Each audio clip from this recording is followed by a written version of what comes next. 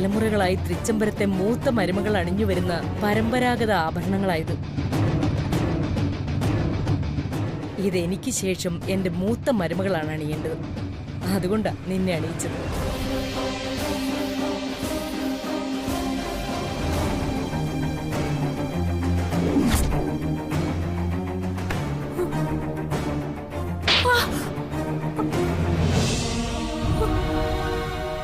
നിന്നെ ഇന്ന് മാഡം കൊല്ലാതെ വിട്ടത് നിന്റെ കല്യാണം നടത്തി തരാന്ന് വാക്ക് പറഞ്ഞതുകൊണ്ട് മാത്രം. കെട്ടാൻ പോകുന്ന പയ്യന്റെ മുമ്പിൽ വെച്ച് ഈ വൃത്തികേടൊക്കെ കാണിച്ചിട്ട് ഇനി എങ്ങനെയാടി അവൻ നിന്റെ കഴുത്ത് താലി കെട്ടുന്നേ? അവനൊരാണല്ലേ? നിന്റെ ഇഷ്ടം നടക്കാനും ഈ കല്യാണം നടക്കാതിരിക്കാനും വേണ്ടി നീ മനഃപൂർവ്വം ചെയ്തതല്ലേടി അത്? അല്ലച്ചാ, അച്ഛനാണ് സത്യം. അച്ഛൻ എന്നെ ഒന്ന് വിശ്വസിക്ക്. വിശ്വസിക്കാം. ഞാൻ വിശ്വസിച്ച ഇനി ഈ കല്യാണം നടക്കോ? കെട്ടാൻ പോകുന്ന പയ്യന് വിശ്വാസം വരണ്ടേ? കൺമുമ്പിൽ കണ്ടത് കള്ളമെന്ന് പറഞ്ഞ ആര് വിശ്വസിക്കും? ഇനി ഏതായാലും ഈ കല്യാണം നടക്കാൻ പോകുന്നില്ല. ഇനിയൊരു അച്ഛനെന്ന നിലയിൽ ഞാൻ ജീവിച്ചിരിക്കുന്നത് എന്തിനാ? നിന്നെ പോലൊരു ജന്മത്തിന്റെ അച്ഛനായതാ ഞാൻ ചെയ്ത കൊടുപാപം, ഗുരുത്വദോഷി. ഇനി എന്താ വേണ്ടത് എനിക്കറിയാം.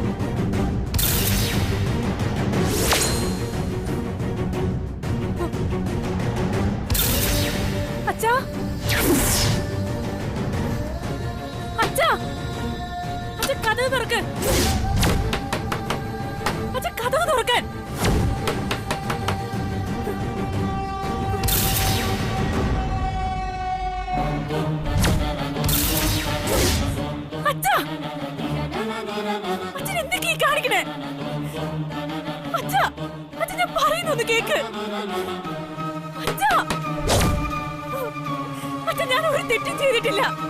അച്ഛൻ പറയുന്നൊന്ന് കേക്ക്.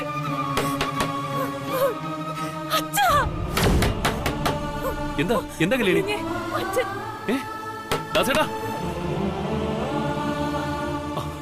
ദാസേട്ടാ, എന്താ ഇത്? ദാസേട്ടാ, എന്താ ഇത്? ദാസേട്ടാ, ദാസേട്ടാ,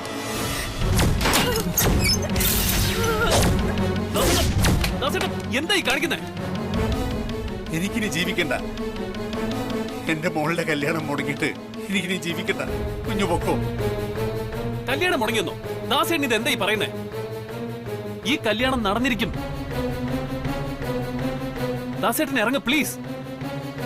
ദാസേട്ടൻ കല്യാണിയെ ഉപദ്രവിച്ചാലോ എന്ന് കരുതിയാ ഞാൻ ഇങ്ങോട്ട് വന്നത്. ഫംഗ്ഷനിൽ വെച്ച് അങ്ങനെ സംഭവിച്ചതിൽ കല്യാണിയുടെ ഭാഗത്ത് യാതൊരു തെറ്റുമില്ല. ഞങ്ങൾ ഒരേപോലെയുള്ള ഡ്രസ് ഇട്ടിരുന്നതും പിന്നെ ഇളയമ്മയുടെ ചതിയും കൂടി ആയപ്പോ സ്വബോധമില്ലാതെ കല്യാണിക്ക് പറ്റിയൊരു അബദ്ധം അത്.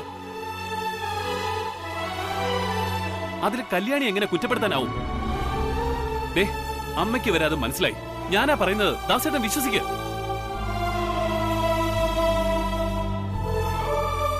ഇറങ്ങ.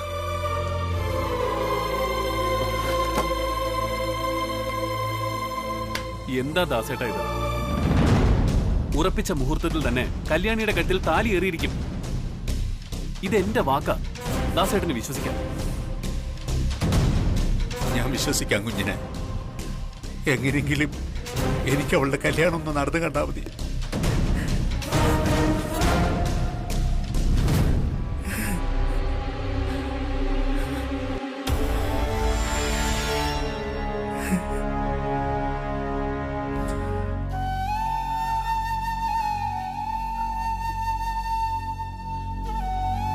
വല്യകുഞ്ഞ് പറഞ്ഞതാ അച്ഛ സത്യം.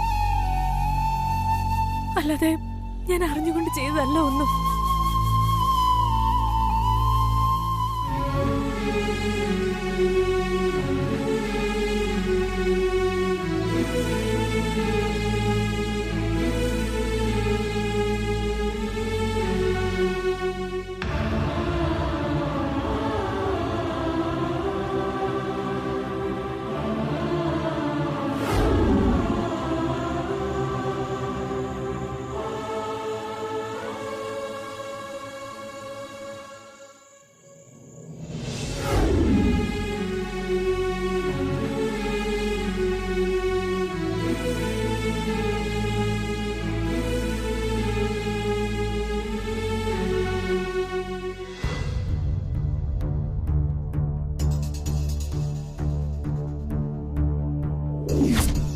ഏട്ടാ,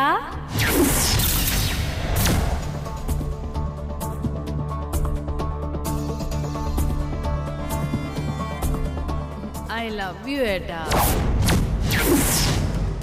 ഞാൻ എത്ര നാളായിട്ട് കാത്തിരിക്കുകയാണെന്ന് അറിയോ? ഐ ലവ് യു ഏട്ടാ.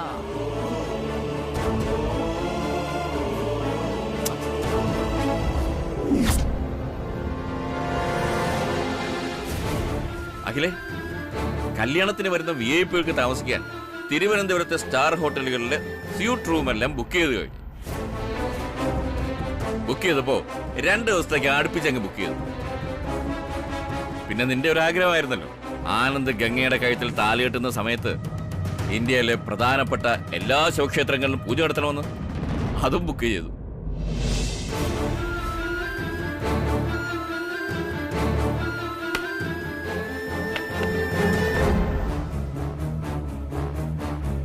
അഖിലേ,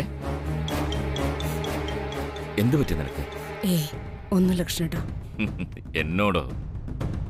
അഖിലയുടെ ശരീരം മാത്രമേ ഉള്ളൂ മുന്നിൽ, മനസ്സ് മറ്റെവിടെയോ ആണ്. കൃഷ്ണേട്ടാ, ഏത് തീ കെടാതിരിക്കാനാണോ ഞാൻ കൈ ചേർത്ത് പിടിച്ചത്, ആ തീ തന്നെ എന്റെ ഉള്ളം കൈ പൊള്ളിച്ചുകൊണ്ടിരിക്കുന്ന അവസ്ഥയെപ്പോ. നീ എന്താ ഉദ്ദേശിക്കുന്നത്? ഇന്ന് ഫംഗ്ഷനിൽ നടന്നതിനെ കുറിച്ചാണ് ഞാൻ പറഞ്ഞത്. കല്യാണി ആനന്ദിന്റെ നെഞ്ചിലേക്ക് ചാഞ്ഞതിനെ കുറിച്ചാണോ നീ പറയുന്നത്? അഖിലേ, ആനന്ദും നീരജും ഒരേ കളറിലുള്ള കോട്ട് ഇട്ടത് കൊണ്ട്, പിന്നെ ആ വിലാസിന് ചെയ്ത ചതി കൊണ്ടുമാണ് അങ്ങനെ സംഭവിച്ചതെന്നും നിനക്കറിയാവുന്ന കാര്യമാണ്. പിന്നെ നീ എന്തിനാ വെറുതെ എങ്ങനെ?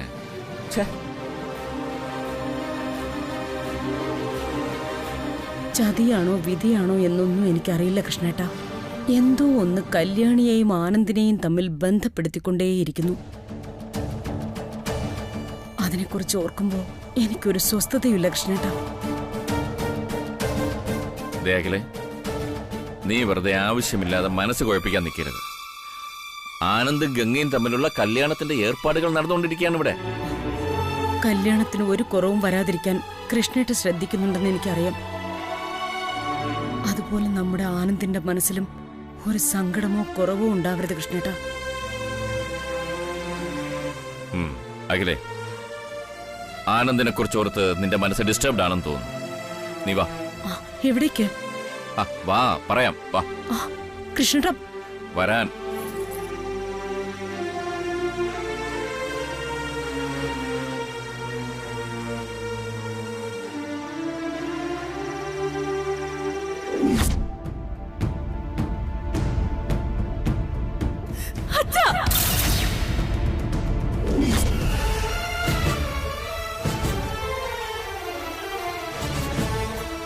ഞാൻ ചെന്നില്ലായിരുന്നെങ്കിൽ ഒരുപക്ഷെ ദാസേട്ടൻ. ഏയ്, അത് അപ്പോഴുള്ളൊരു വിഷമത്തിൽ അങ്ങനെ തോന്നിയതാ ബ്രോ. ദൈവം നമ്മുടെ കൂടെയാ. എല്ലാം മംഗളമായിട്ട് തന്നെ അവസാനിക്കും ബ്രോ. ഇപ്പൊ ഒന്ന് പോയി കിടന്നുറങ്ങുക, എല്ലാം ശരിയാവും ബ്രോ. അച്ഛനും അമ്മയും വരുന്നുണ്ടേ.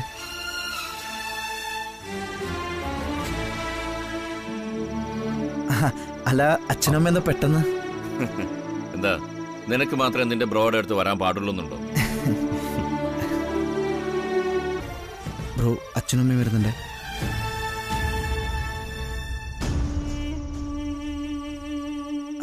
അല്ല, അച്ഛനും അമ്മ എന്താ പെട്ടെന്ന്?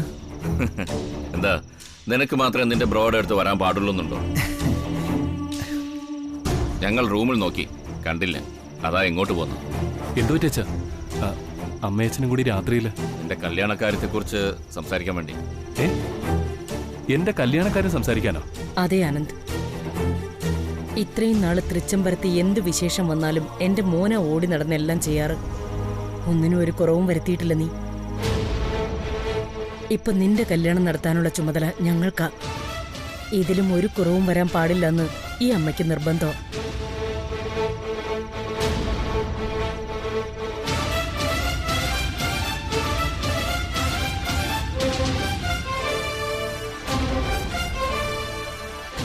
ദേ, കല്യാണത്തിന് വരുന്ന ഗസ്റ്റുകളുടെ താമസ സൗകര്യം തൊട്ട് നിന്റെ കല്യാണ മുഹൂർത്തത്തിൽ ഇന്ത്യയിലെ എല്ലാ പ്രധാന ശിവക്ഷേത്രങ്ങളിലും വിശേഷാൽ പൂജ വരെ ഞങ്ങൾ ഏർപ്പാട് ചെയ്തിട്ടുണ്ട്.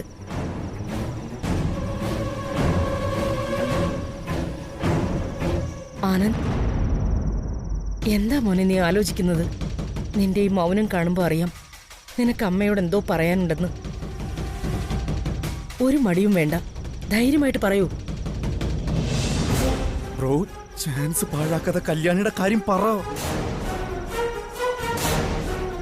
ആനന്ദ് കല്യാണി ഇഷ്ടമാണെന്ന് പറഞ്ഞാൽ അതോടെ തീർന്നുവല്ല. പിന്നെ ഒന്നുകിൽ ആനന്ദ് അല്ലെങ്കിൽ അഖില.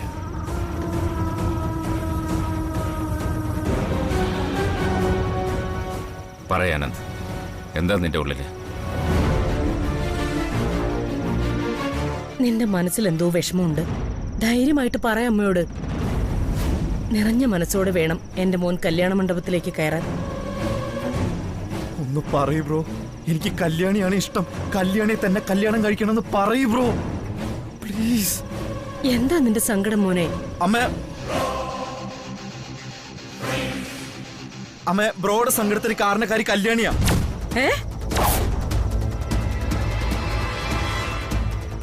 സങ്കടത്തിന് കാരണം കല്യാണിയോ? അതമ്മ, കല്യാണി. അരവിന്ദേ, അമ്മയോട് ഞാൻ പറയാം. വേറൊന്നുമല്ലമ്മേ, കല്യാണിയെ ഈ വീട് വിലക്കിയതാ എന്റെ വിഷമം.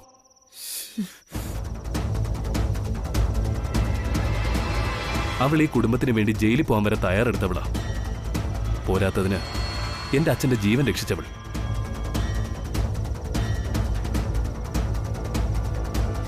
അവൾ എന്റെ കല്യാണം വരെ ഈ വീട്ടിലേക്ക് വരരുതെന്ന് അമ്മ വിലക്കരുതായിരുന്നു. അതിലമ്മ എനിക്ക് വിഷമം. അമ്മ എന്റെ കല്യാണം ഈ നാട് കണ്ടിട്ടില്ലാത്ത രീതിയിൽ നടത്തുമെന്ന് എനിക്കറിയാം.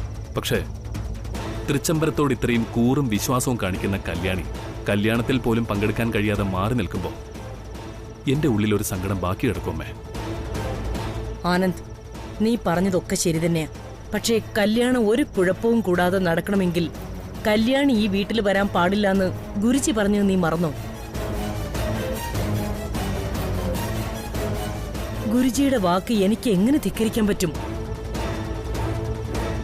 സാരമില്ലമ്മേ, മനസ്സിൽ എന്തെങ്കിലും സങ്കടമുണ്ടോ എന്ന് ചോദിച്ചുകൊണ്ട് പറഞ്ഞതേ ഉള്ളൂ.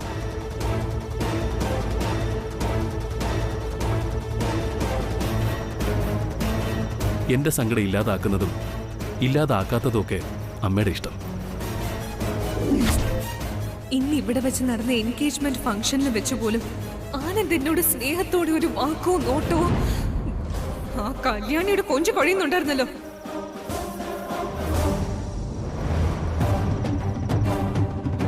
ജോഡികളുടെ കല്യാണം കഴിഞ്ഞിട്ടല്ലേ എന്റെയും ഗംഗയുടെയും കല്യാണം?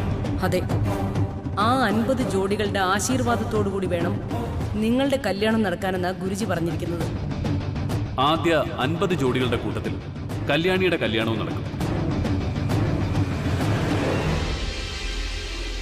അതിനുശേഷം ഗംഗയുടെ കല്യാണം.